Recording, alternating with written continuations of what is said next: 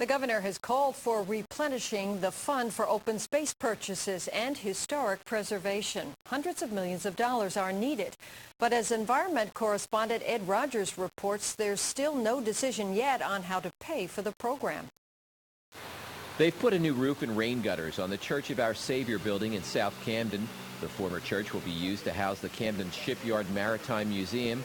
It's linked to the city's waterfront and maritime history. Edward Hazelhurst designed the parish house in 1892 that was constructed using ballast stones brought back from the Arctic by Lieutenant Perry and the great African-American explorer Matthew Henson. Groups calling for reauthorization of the Garden State Preservation Trust use the church as a backdrop today. Money from the trust is also used for historic preservation programs across the state. Last year, voters approved a ballot question that authorized bonding $200 million for the trust. All of that money has been allocated. It may take longer to reach an agreement on a new funding source. Assembly Environment Committee Chairman John McKeon introduced a bill this week that would authorize the State Board of Public Utilities to charge households a $15 to $30 a year fee for water use. It's more flexible than a water tax bill that's already before lawmakers.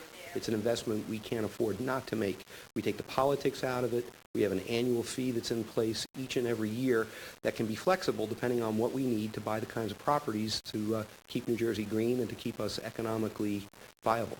But the conversation quickly changes to the political ramifications when you talk about creating a new fee or tax a year before both the Assembly and Governor are up for re-election. Assembly Speaker Joe Roberts attended today's Camden press conference to say that reauthorizing the Garden State Preservation Trust is a priority. Roberts says no final decision on a funding solution has been made, but he seemed hesitant about enacting a water use fee. We're in a really tough economic situation, and I don't think that the people of the state can reach into their pocket for an extra additional penny, no matter how good the purpose is. I think we've got to be very mindful of that.